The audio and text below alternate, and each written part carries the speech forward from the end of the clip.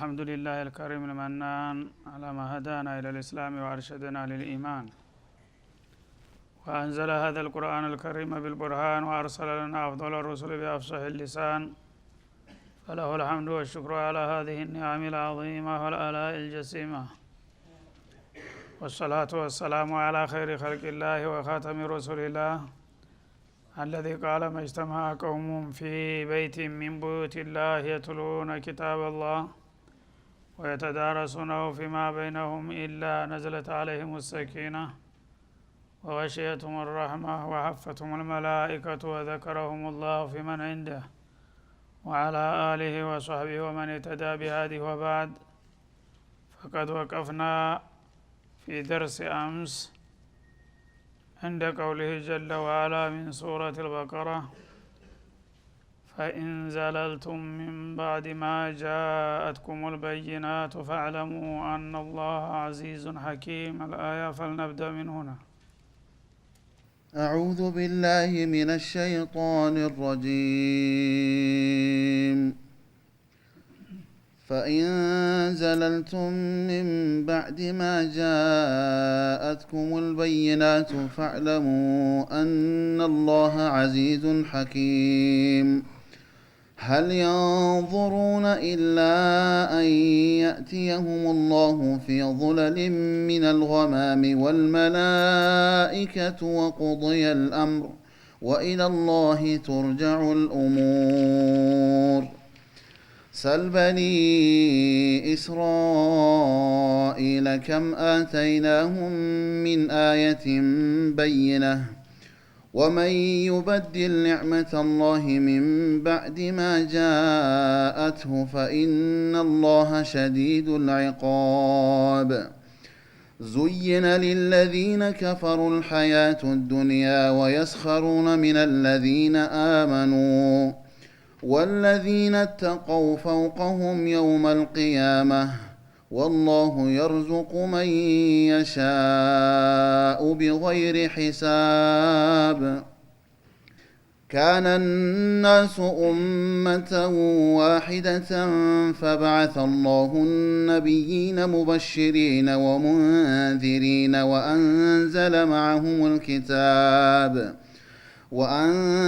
معهم الكتاب بالحق ليحكم بين الناس فيما اختلفوا فيه وما اختلف فيه إلا الذين أوتوه من بعد ما جاءتهم البينات بغيا بينهم فهدى الله الذين آمنوا لما اختلفوا فيه من الحق بإذنه والله يهدي من يشاء إلى صراط مستقيم.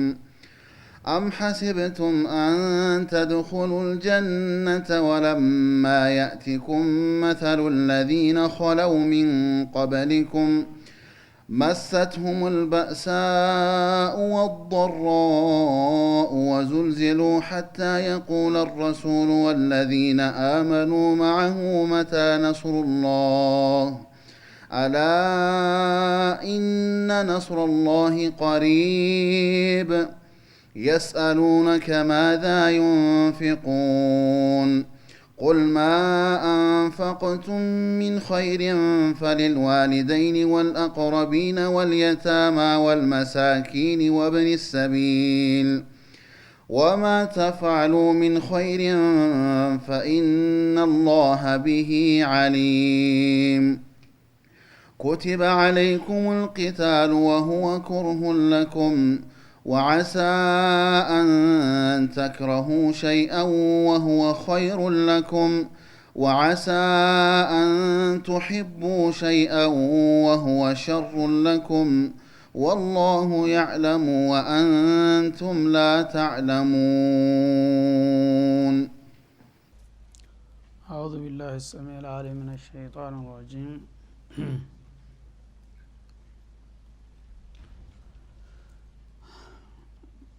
እሺ በትናንት የቆምንበት አያት ሀሳቡ ሳይጠቃለል ስለነበረ የተቋጨው ተቀዳሚውን እነሳለን።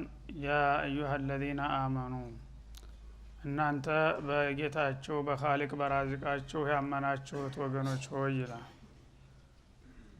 ادخሉ في السلم كافة እምነትን ተቀበለናል ካላችሁ የጀመራችሁትን እምነት እስላምን ሙሉ በሙሉ ግቡበት ተወገበላይ ብላችሁ ለመቆራረጥና ለመሸራረፋት ሞክሩ ሙስሊም ነን ካላችሁ ሙሉ በሙሉ እስላምን መላበስ አለባችሁ ይላል አላህ Subhanahu Wa Ta'ala ولا تتبعوا خطوات الشيطان በተለያዩ ምክንያቶች ለስሜታችሁና ለፍላጎታችሁ የሚከብዷቸውን ነገሮች ቸል በማለት ወይም ደግሞ የምትፈልጓቸውን ነገሮች ከዲን ህግጋት አልፋችሁ በመዳፈር የሰይጣንን መንገዶች ወይም እርምጃዎች አትከተሉ إنه لكم عدو مبين ሸይጣን ምንጊዜም ለናንተ ግልጽ የሆነ ጥላት ነውና በተለያዩ ምክንያቶች ስሜታችሁን ተጠቅሞ አላህ ያዘዛችሁን ነገር እንዳታሟሉ የከለከላችሁን እንዳታከብሩ ያደርጋችኋልና ይሄን አውቃችሁ ጠንቀቅ ማለት አለባችሁ ይላል ሰበበ ኑዙሉ ያው ተናንት በሰፊው ተነግሯል አብዱላህ ኢብኑ ሰላም በተውራት አንዳንድ ቢጸልይና ቀዳሚን ቀንባብል ምን ይጎዳል ብለው ባነሱት ጥያቄ ሳቢያ ነው የመጣው ምክንያቱ ያ ቢሆንም ግን አላህ Subhanahu Wa Ta'ala በዘመንም በጊዜም በሰውም ሳይገድበው ያ አዩሃ الذين آمنوا ብሎ ነው የከፈተው ሙእሚን የሆነ ሰው في كل زمان ومكان هذا منهج الله ያ አላህ መንገር ነው ዲንን መቆራረጥ አይገባም ማለት ነው እና በአሁኑ ጊዜ ያልገባቸው የማያውቁ ሰዎች ናቸው ሁሉ ጊዜ ስለ ዲን ፈትዋ ሲሰጡ ምናየው የሚገርም ነገር እኛ ምን ተጎዳን በአገራችን ምን ተፈጠረ አድባቸው አትቀመጡም እንዴ አትስገዱ አልተባል የሚሉ ሰው መፍትሄዎች ታገኛለህ እስላም በእነሱ ግንዛቤ መስገድ ብቻ ናት ማለት ነው ያለችው እሷ ናት እሷ ታልተከለከለች ምን ተጎዳን ይላል ማለት ነው ሌላው ሁሉ ግን የመስገጃው ቦታ እየተቀማ ነው ራሱ እና ሰዎች ግንዛቤያቸው እየጠበበና እየኮመሰነ በኋላ ቁጥር ይሄ አይነት ችግር ነው የሚወድቀው ሰይጣን በአንድ ጊዜ ዲንህን ልቀቅ ቢለው ዲን ያለውን ሰው ሊለቅለት አይችልም ግን ቀስ በቀስ ያንሸራተተ ያግባባ ይች ምን ችግር አለው ግዚያው ጋራ ሁኔታው ጋራ ከሰው ጋር ላለመጋጨት ምናምን እያለ ነው እየቆራረሰ በመጨረሻ ባዶ እንድትወጣ የሚያደርግህ ማለት ነው ስለዚህ በዲን ጉዳይ ላይ ሰዎች እንዝላልነት ማሳየት እንደሌለባቸው ነው እርግጥ ነው ታቅሙ በላይ የሆነ ነገር አላህ አልከለፈም ያቅሙን ያህል ግን መሞከር አለበት እንደገና ደግሞ ደካማ ነኝ ብሎ ደካማነትን እንደጸጋ ብሎ ተሸክሞ መኖር ማይገባም ነብዩ አለይሂ ሰላቱ ወሰለም ሱሐቦቹ ጋራ ይሄን ስራ ሲጀምሩ ደካማ ነበሩ ወአንቱም አዚለቱን ይላል ራሱ ቁርአን እዚህ ግባ የማትባሉ በቁጥራችሁ በአቅማችሁ የተናቃችሁ የወደቃችሁ የነበራችሁትን አይደለም እንዲያንስቼ ለዓለም አለቃ ያረኳችሁ ይላል እና ሁሉ ጊዜ ወራዳነትን የተለማመደ ሰው ተዛ መውጣት አይፈልግም ሁሉ ጊዜ ዱሪበት አለይሂም ዚላ እንዳለው ማለት ነው ውርደት እንግዲህ ሊመጣብህ ይችላል ልትበታተን አቅም ልታጣ ትችላለህ ያን ነገር ግን ለመለወጥ በመከርክ ቁጥር አላህ ለውጥ ያመጣልሃል እድገት ይመጣል ባለህበት ተስፋ ቆርጠህ ቁጭ ታልክ ግን በዛው የባሰብህ ነው የሚሄደውና ሁሉ ጊዜ ያልሆኑ ምክንያቶችን እየደደ የሰይጣን ተባባሪዎች መሆን እንደሌለብን ነው የሚያስጠነቅቀው ማለት ነው ከዛ فإن زللتم من بعد ما جاءتكم البينات ይላል እንግዲህ እንደዚህ ግልጽ የሆነ መመሪያ ተመጣላችሁና የጌታ መመሪያ ከደረሳችሁ በኋላ ከመስመሩ ብታጋድሉ ይላል ወይም ከትክክለኛው አቅጣጫ ብትንሸራተቱ ማለት ነው ሰው በመንገድ ላይ ሲሄድ ዘንጋ ሰውነቱ ዛል በሚልበት ጊዜ አንሸራቶት ይወድቃል ማለት ነው እንደዛ ትክክለኛውን መስመር ካስጨበጥኳችሁ በኋላ እስላም ማለት ይሄ ነው ወደ ግራ ወደ ቀኝ መሄድ የለም በዚህ መስመር ላይ መቀጠል አለበት ሲባል ሰው ደካማ ነውና በአንድ ነገር ተደናቅፎ ወይም ተንሸራቶ ሊጎረጎስ ይችላል ያ ከሆነም በቃ ወደኩኝ ተዛ በኋላ መነሳት የለብኝም አትበል ማለት ነው ያም ከሆነ አሁንም ተነስተ ለማስተካከል መሞከር አለብህ እና ፈኢን ዘለልቱም ማለት አሰርቱም ማለት ነው ጉዘኛ እንደሚደናቀፍና እንደሚወድቅ ተሰናክላችሁ ወይም ተንሸራታችሁ ብትወድቁ በውድቀቱ ተስፋ ቆርጣችሁ መቀጠል የለባችሁም ሚን ባዕድ ማ ጃአትኩሙል በይናት ግልጽ የሆነ መመሪያ ከመጣ አሁንም ከወደቀ እንዴት እንደሚነሳ መመሪያ አለህ በዛ ትነሳለህ በጌታ ተወኩለ ማለት ነው። ፈዕለሙ አነላህ ዐዚዙን ሐኪም እና ልታውቁት የሚገባው ትልቁ ቁም ነገር ምንድነው? አላህ Subhanahu Wa Ta'ala በሁሉም ፍጥረታት ላይ የበላይ አሸናፊ ኃያል ነው። ማንም የሚያይለው ኃይል የለም ማለት ነው። ስለዚህ ከሱ ጋር ወግኑ ፈፊሩ ኢለላህ እንደማለት አዚዝን የተደገፈ አይወድቅም ቢወድቅም ይነሳል ማለት ነው። በደካማ ላይ የሚደገፍ ግን ተያይዞ መውደቅ ነው የሚሆነው ዕጣ ፈንታው። ሐኪሙን እንደገና ደግሞ በአሰራሩ ጥበበኛ ነው አላህ። አንዳንድ ጊዜ ኸይርን ነገር በሸር አስመስሎ ያመጣዋል፣ ሸርን በኸይር አስመስሎ ያመጣዋል። አንድ ነገር ትንሽ እንቅፋት አጋጠመኝ ብለህ ተስፋ ቆርጠህ በቃ አገኛ ነገር አልቆልናል ማለት የለብህም። አላህ ለህክማው ነው በዚህ ነገር የተኛነውን የፈዘዝነውን የደነዘዝነውን ሊያነቃን ነው እና በዛ አጋጣሚ መንቀሳቀስ መንቃት አለብን ብላችሁ እንድትነሱ ሊሆን ይችላል። አንዳንድ ጊዜ በልምጭ ሸንቆጥ ሲደረግ ነው ሰው ተንቅልፎ የሚነቃው ማለት ነው። ሁሉ ጊዜ ከተመቻቸ ባለበት ቀጥል ነው እንቅልፍ አያልቅም። ስለዚህ አላህ Subhanahu Wa Ta'ala በሚሰራው ስራ አሸናፊ ነው ማለት የሱ ታማኝና አገልጋይ እስከሆናችሁ ድረስ ከኔ ጋራ ከወገናችሁ ማንንም አይረታችሁም ማለቱ ነው። ሐኪሙን ደግሞ እንዴት አድርጌ ሚዛን እንደምገለብጥም አውቅበታለሁ። እናንተ ትክክለኛ ጉዞ ላይ ከሆናችሁ ከኔ ጋራ ከወገናችሁ ጥላቶቻችሁ የፈለገውን ያህል ቢበረቱና ቢበዙም እንኳን አቅበታለሁኝ እንዴት እንደምገለብጠው ይላል ማለት ነው። ስለዚህ ይሄንን እንግዲህ ተገንዝቦ በየዘመኑና በየሀገሩ ያሉ ሙእሚኖች የጌታቸው መመሪያ አክብረው ተስፋ ሳይቆርጡ ባላ አቅማቸው መንቀሳቀስ ይኖርባቸዋል ዲናቸውን ለመጠበቅና መብታቸውን ለማስከበር ማለትን ያመለክታል ማለት ነው። هل ينظرون إلا أن يأتيهم الله في ظلال من الغمام ይላል። هؤلاء المتبعون لخطوات الشيطان خطوات الشيطان ولا تتبعوا ወዳለው ይመለሳል ማለት ነው። እነዛ የሰይጣንን እርምጃ የሚከታተሉትና በሹብሃት የሚዝለፈለፉና የሚወድቁት እንዲሁም ደግሞ በተለያዩ ምክንያቶች ሁሉ ጊዜ ስንፍናና ድክመትን የሚመርጡ የሆኑት ልፍስፍሶች ለመሆኑ የሚጠብቁት ነገር አለን ይላል። ينظرون ማለት እዚህ ላይ ينتظرون ማለት ነው بمعنى الانتظار هل يتوقعون وينتظرون ማለት ነው። ሰዎች እንግዲህ ሙስሊም ነን ብለው ሲያበቃ ادخሉ في السلم كافة ሲባሉ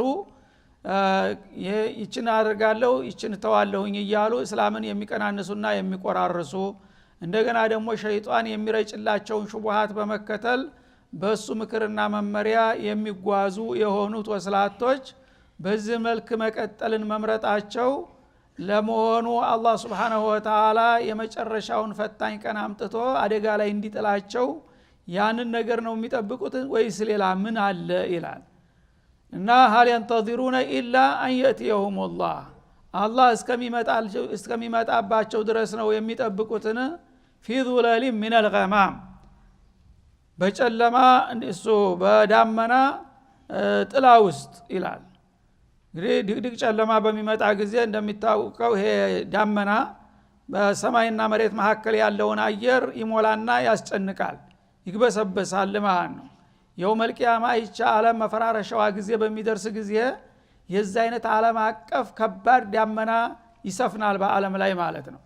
እና ድቅድቅ የሆነ ጨለማ በዛ ጨለማ መካከል ሰው እየተጨነቀ ምንድን ነገር ተከሰተ እያለ ሳለ ወዲያውኑ ማህሸር የውመል ቂያማ ይታወጃል ማለት ነው። ያ ወሳኝ ቀን መጥቶ ለጌታ ፍርድ እስከምትቀርቡ ነው እንደምትጠብቁት መቼ ነው በዲናችሁና በአቋማችሁ የምትሰሩት? ያ ቀን ሲመጣ ነው እንዴ በቂያማ ቀን መጣ ብላችሁ እንደገና ሰረገኛ መጣ በርበሬ ቀንጥሱ እንደሚባለው የዛ ጊዜ ልትዘጋጁ ነው የምትጠብቁት ወይስ ዛሬ ይላል አላህ Subhanahu Wa Ta'ala። ወልመላኢከቱ ወተእቲል መላኢከቱ እንዲሁም ደግሞ መላእክቶች ከጌታ ጋራ የጌታን ውሳኔ ፍርድ ሊያስፈጽሙ የሰባቱ ሰማያት የመላእክቶች ሁሉ ይወርዳሉ ማለት ነው። ወየውመ ተሸቀቁ السماء بالغمام ونزل الملائكة تنزيلا إلى سورة الفرقان ላይ እና የመጀመሪያው ሰማይ መጀመሪያ ይቀደዳል። ይሄ ወደኛ ቅርብ የሆነው ማለት ነው የታችኛው ሰማይ። በሰማይ ላይ እንግዲህ ያሉ የመላእክት ህዝቦች አላህ ከፈጠራቸው ሁሉ የበለጠ ብዙ እንደነሱ የለም። በአንዱ ሰማይ ላይ ያለው ራሱ በዘህማ ነው። 4 ጣት የሚያስቀምጥ ክፍት ቦታ የለም ብለዋል ረሱል አለይሂ ሰላም ኢላ ወመለኩን ሳጅዱ ሊላሂ አውራኪ እና እንደዚህ እንደ ዱንያ ሰዎች ሰብሰብና ከምሸት ብለው የሚታዩት ምድር ላይ ከተማ የደመቀ ከተማ አካባቢ ነው ወደ ገጠር ተወጣ ጭራሹን አውላላ ሜዳ ነው የምታገኘው እንኳን ዛህማ 4 ጣት የሚያስቀምጥ ቀርቶ በስንት ሺህ ሄክታር ባዶ መሬት ነው የምታገኘው በአሁኑ ጊዜ እንኳን ሰው በዝቷል እየተባለ ማለት ነው ሰማይ ግን ከዚህ ከምድር የሰፋ ነው ደግሞ ለምድር እንደ ክዳን እንደ ጣራ ነው ተላይ ያለው ማለት ነው እሱ ግን በመላእክት ህዝብ በጣም የተጨናነቀ ነው ዛሬ ሳይሆን ተድሮ ጀምሮ ማለት ነው እና ያ ሁሉ መላእክት የውመል ቂያማ በሚደርስበት ጊዜ አላህ Subhanahu Wa Ta'ala ወደ አርዱል ማህሸር ወደ የመድረ የችሎቱ እንዲወርዱና ስርዓት እንዲያስከብሩ ትእዛዙን ይሰጣል ማለት ነው እና ይህች ያላችሁባት ዓለም ታውን ባላ አልቆለታልና ተቀደድ ብሎ ውሳኔ ይሰጣል በሚቀደድበት ጊዜ መላእክቶቹ በዳመና ኃይል ይጫናሉ ማለት ነው ለጢፎች ስለሆኑ ተስር ዳመና ይሰለፍና ጠንካራ ዳመና በዛ ላይ ተዘርግፎ የሰማይ መላእክት በሙሉ ተጭኖ ወደ አርዱል ማህሸር ይመጣና ሰዎችና ጅኖች ከምድር ላይ ተለስተው አንድ አውላላ ሜዳ ላይ ተከማችተዋል በዛ ዙሪያ ጥምጥም እንደ ክብር ዘብ ይከባል ያ ሁሉ መላእክት ማለት ነው እንደገና ሁለተኛው ሰማይ ይቀደዳል አሁንም ያ መላእክት ይወርዳል በዳመና ተጭኖ ሁለተኛ ሶፍ ሆኖ ተጀርባ ደግሞ ይሰለፋል እንደገና ሶስተኛው ይያለ 7ቱ ሰማይ ላይ ያለ መላእክት ሁሉ በዛ መልኩ አላህ ያሰልፈዋል ማለት ነው ከበዛ ሁኔታ ላይ በጣም በደመቀ ስርዓት ጌታ አላህ Subhanahu Wa Ta'ala በአዘመቴ ወጀላሊ እሱ በሚፈልገውና በሚያቀው መልኩ ለህዝቦች የመጨረሻ ጣፈንታቸውን ለመወሰን ይመጣል ማለት ነው ሰነፍርጉ ለኩም አዩሃ ተቀላን እንዳለው እና ጌታ ወደ አርዱል ማህሸር መጥቶ ውሳኔ ይሰጣል በሚባል ጊዜ ይሄ ሙተሻቢህ ከሚባሉት አያቶች አንዱ ነው ማለት ነው ጌታ መምጣት ማለት አንድ ቦታ ተነስቶ ወደ አንድ ቦታ መንቀሳቀስ ማለት ነው እንደ ቋንቋ ግን የጌታ መምጣት ምን አይነት ነው እንዴት ነው አመጣጡ የሚለውን ዝርዝር ውስጥ መግባት አይፈቀድልንም ማለት ነው አላህ መጣለው ብሏል ያው እሱ በሚያቀውና በሚፈልገው መልኩ ይመጣል ብለ በጥቅሉ ታስቀምጣለህ ማለት ነው እና አህለ ሱና ወል ጀማዓ እንዲህ አይነቶቹን አያቶች ባሉበት መልኩ ይቀበሏቸዋል እና በሌላ ቦታም በግልጽ ወጃአ ረቡከ ወልመለኩ ሶፈን ሶፋ ኢላል ሱረቱል ፈጅር ላይ ማለት ነው ወደ ሐዲሱም ስንመጣ እንደዛው አላህ ረሱል አለይሂ ሰላቱ ወሰለም በግልጽ ነው ያስቀመጡት ማለት ነው እና እንዲህ አይነቱን አላህ Subhanahu Wa Ta'ala ይመጣል ከተባለ ያው ይመጣለሁ ብሏል ይመጣል ነው የምትለው ማለት ነው እንዴት ይመጣል በምን መልክ ምናምን የሚለው ዝርዝር ውስጥ ተገባ ታዕጢል ተክይፍ ተምሲል ተሽቢህ አይሰጠውም ማለት ነው የነገረን ይሄንን ያህል ነው አላህ በመጨረሻ ህዝቦችን ውሳኔ ፍርድ ሊሰጥ መጣለሁኝ አንድ ትልቅ መድረክ ዘረጋላቸውና ፈሪቁን ፊል ሰዒር ወፈሪቁን ፊል ጀና ወፈሪቁን ፊል ሰዒር የሚለው ውሳኔ ለመስጠት በግልጽና በገሃድ በመላእክት የታጅቦ እንደሚመጣ ነው የተናገረው ማለት ነው እና እንደ አይነቱን ነገር ባለበት መልኩ ተቀበለዋለህ እና በዚህ አያት በእነዚህ በመሳሰሉት ቃላቶች ብዙ ሰዎች ተሳስተዋል አንዳንዶቹ ተሽቢህ በማድረግ ተሳስተዋል አንዳንዶቹ ደግሞ ታዕጢል በማድረግ አንዳንዶቹ ተክይፍ በማድረግ አንዳንዶቹ ተፍዊድ በሚሉት መልኩ በተለያየ መልኩ ስተቶች ተፈጽመዋል ማለት ነው ከነዛ ሁሉ ርቀህ አላህ ያለውን በቀጥታ ተቀብለያለሁኝ ኑሚኑ ቢላሂ ወቢኪታቢሂ እንላለን ማለት ነው ተፍሲሉን ግን ወደሱ እንመልሰዋለን ማለት ነው ነብዩ አለይሂ ሰላቱ ወሰለም በበኩላቸው ማብራሪያ ሰጥተው ከሆነ ተጨማሪ ያን ማብራሪያ ሳሉብን ድረስ እንሄዳለን ያ ካልሆነ ግን በቀጥታ በቁርአን የመጣን ነገር ተቀበለዋለህ ምክንያቱም ወጃአ ረቡከ ተብሎት ያበቃ አንዳንዶቹ ጃአ ማለት እንደ ፍጡር አንድ ቦታ ተነስቶ ወደ አንድ ቦታ መሄድ ማለት ነውና ይሄ ከሆነማ ለይሰ ከሚስሊሂ ያለው ጋር ይጋጭብናል እንግዲያ ምን እናድርገው ይሉና ወጃአ ረህመቱ ረቢከ ቁድረቱ ረቢከ ይላል ረህመቱ ረቢ ወቁድረቱ ረቢ ዛሬ በዛ ቀን ብቻ ነው እንደሚመጣው ሱማ መች ተለይቶ ያቃል ከዓለም ያላህ ቁድራ ወደ ዓለም ያልተሰራጨበት ጊዜ አለ እንዴ የአላህ ረህመት ወደ ምድር ወደሚወርደው በዛ ቀን ብቻ ነው እንዴ? ሁል ጊዜም ያለ ነው። አላህ Subhanahu የውመ የእቲ የባዕዱ አያቲ ረቢከ ይልሃል ሌላው ቦታ ላይ የእቲ ረቢከ ወአው የእቲ ባዕዱ አያቲ ረቢከ ይላል። አያት ሌላ ጌታ ሌላ ነው ማለት ነው። ስለዚህ እዚህ ላይ በቀጥታ ራሱ ነው መጣለህ ያለው እንጂ ቁድራው ረህመቱ ብሎ መፈሰር ተህሪፍ ይባላል። ይሄ ማጣማዘዝና ትርጉም ማሳጣት ይሆናል ማለት ነው። ወይም አንዳንዶቹ አልገባንም ጭቅጭቅ ውስጥ ምን አገባን እኔ አላውቅም ብለው ዝም ብለው የሚዘጓሉ። አላውቅም ታልክ ጃ የሚለው ቃል ትርጉም አልባ ነው ማለት ነው። ጃ የሚለው ቃል ትርጉሙ የታወቀ ጉዳይ ነው። ከይፍያውን ነው አንተ ዝርዝር ሁኔታ ማብራሪያ ላይ እንደ አላውቅም ማለት ያለብህ። ይመጣል እያለህ እኔ መምጣቱን አላውቅም ታልክማ ማስተባበል ነው እኮ አይመጣም ወደሚለው ይሄድክ ነው ማለት ነው። ስለዚህ ይመጣል ትላለህ። ይመጣል በማለት አንተ ተሽቢህ አይመጣብህም። ስጋቱ ይሄ ነው። ተሽቢህ የሚመጣው እሱ ያላለህን ስትል ነው ማለት ነው።